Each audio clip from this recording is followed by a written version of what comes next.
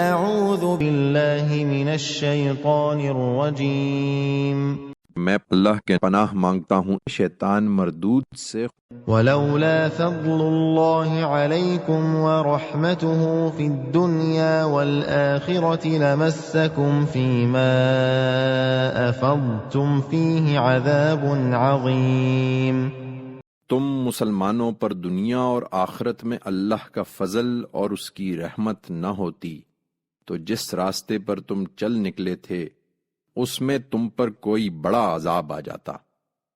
اذ تلقونه بألسنتكم وتقولون بأفواهكم ما ليس لكم به علم وتحسبونه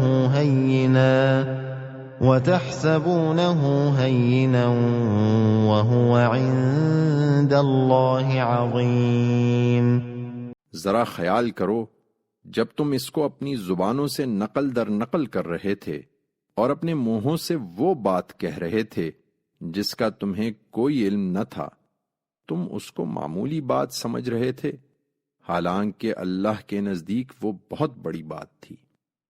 ولولا اذ سمعتموه قلتم ما يكون لنا ان نتكلم بهذا سبحانك هذا بهتان عظيم۔